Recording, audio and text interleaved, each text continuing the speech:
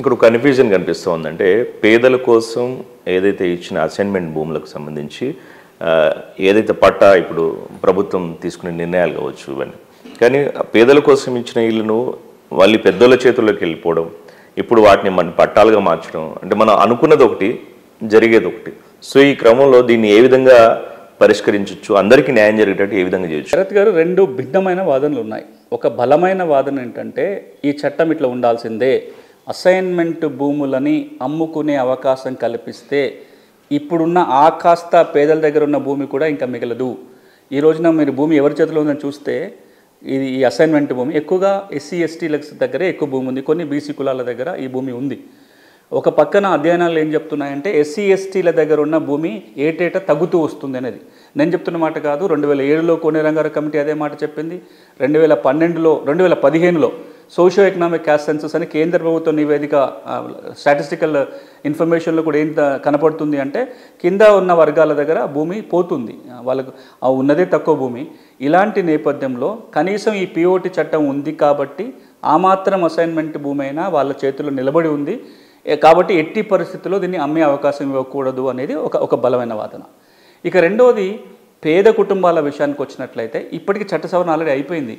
ఎవరైనా పేద కుటుంబాలకు చెందిన వ్యక్తి 5 ఎకరాల లోపల భూమి ఉండి లేదా అసలు భూమి లేకుండా ఉండి బీపీఎల్ ఫ్యామిలీ అయితే కనుక అసైన్మెంట్ భూమి కొంటే, వ్యవసాయ భూమి అయినా ఇంటి పట్టానైనా కొనుగోలు చేస్తే వాళ్ళకే ఆ భూమి మీద లావణ్య పట్టాలు ఇవ్వాలనేది 2007లో వచ్చిన చట్ట సవరణ. 2007లో వచ్చినప్పుడు 2007 కట్ ఆఫ్ డేట్ ఉంది. 2018లో మళ్ళీ ఒకసారి చట్ట సవరణ వచ్చింది. 2017 డిసెంబర్ 31 వరకు ఎవరైనా అసైన్మెంట్ భూమిని కొనుగోలు చేస్తే వాళ్ళు పేదలైతే భూమి వాళ్ళకే ఇస్తారు, దాన్ని మళ్ళీ ప్రభుత్వం లాక్కోవటమో మళ్ళీ ఒరిజినల్ అసైన్ కొట్టడం. అంటే ఈ పేదలు కొనుగోలు చేస్తే ఏం చేయాలి దాని మీద పరిష్కారం ఆల్రెడీ వచ్చింది. ఇప్పుడు రావాల్సింది ఎక్కడ అంటే అసైనీలు అడుగుతున్నారు. అంటే ఎవరికైతే పేదలకి ప్రభుత్వం ఇచ్చిన భూమి ఉందో వాళ్ళ నుంచి వస్తున్న డిమాండ్ ఏంటంటే మాకు భూమి అమ్ముకునే అవకాశం కావాలి, మా భూమి నాలా కింద మార్చుకునే అవకాశం కావాలని అడుగుతున్నారు. సో రెండో ఆల్టర్నేట్ ప్రతిపాదన ఏమొస్తుంది, ఒక పక్కన మీకు ఇంతకుముందు చెప్పింది అసలు ఈ చట్టం ఉండాలి, అమ్మడానికి అవకాశం ఇవ్వద్దని.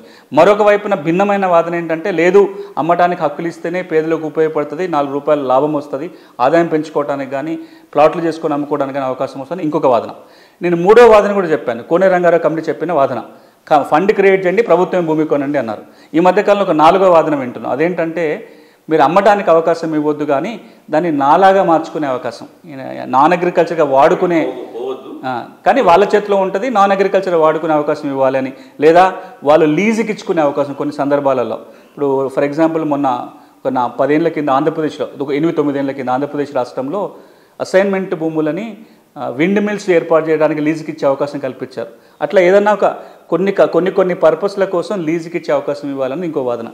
ఇది ఇన్ని రకాల భిన్నమైన వాదనలు ఉన్నాయి కాబట్టే ఇంకే నిర్ణయం తీసుకోకుండా ముందుకెళ్తుంది. దీని మీద ఎక్కడ ఏకాభిప్రాయం లేదు. మీరు అసైనీలను అడిగితే ఒక మాట చెప్తారు, కొన్ని రకాల హక్కుల సంఘాల వాళ్ళని, కొంతమంది రాజకీయ కొంత వర్గాలను అడిగితే వాళ్ళు ఏం చెప్తారు, ఈ చట్టం ఉండాలి అంటారు. ఇంకొంతమంది వాదించేది ఏంటంటే ఇది కావాలని అడుగుతారు. వీటన్నిటి మీద ప్రభుత్వం మళ్ళీ ఒకసారి తరోగా అధ్యయనం చేయాలి. అంతకంటే ముఖ్యంగా ఈ అంశం మీద ఇప్పటికీ ఆంధ్రప్రదేశ్ రాష్ట్రంలో మార్పు వచ్చేసింది. ఆంధ్రప్రదేశ్ రాష్ట్రం 2.5-3 ఏళ్ల క్రితమే ఈ అసైన్మెంట్ భూముల మీద పూర్తి పట్టా హక్కులు కల్పించింది. పట్టా ఇచ్చిన 20 ఏళ్ల తర్వాత, డీఫామ్ పట్టా అంటాం, అక్కడ డీఫామ్ పట్టా వచ్చిన 20 ఏళ్ల తర్వాత పూర్తి హక్కులు వచ్చాయి. ఇప్పుడు దాన్ని అక్కడ ఉన్న అనుభవాలు ఏంటో కూడా చూడాలి. దాంతోపాటుగా ఇంటి స్థలాలు అమ్ముకుంటే అది చెల్లుబాటు అవుతుంది. 2019 కంటే ముందు ఎవరు ఇంటి స్థలాలు అమ్ముకున్నా అవి చెల్లుబాటు అయితే అనే రూలు 2020లోనే వచ్చింది ఆంధ్రప్రదేశ్ రాష్ట్రంలో. దాని తర్వాత అసైన్మెంట్ భూములు విండ్ మిల్లులకి లీజుకి ఇచ్చుకోవచ్చిన చట్ట సవరణ ముందే వచ్చింది. ఇవన్నీ పోయి ఇప్పుడు కొత్తగా వచ్చిన అమెండ్మెంట్ ఏంటంటే లావణి పట్టా లేదా డీఫామ్ పట్టా, డీకేటీ పట్టా ఇచ్చిన 20 సంవత్సరాల తర్వాత సంపూర్ణ హక్కులు కల్పిస్తూ అక్కడ ప్రభుత్వం నిర్ణయం తీసుకుంది. కర్ణాటకలో 15 ఏళ్ళ అనే నియమం ఉంది. రకరకాల రాష్ట్రాలలో నియమాలు మారిపోయినాయి. మారకుండా ఉన్నది ఒక తెలంగాణ రాష్ట్రంలోనే.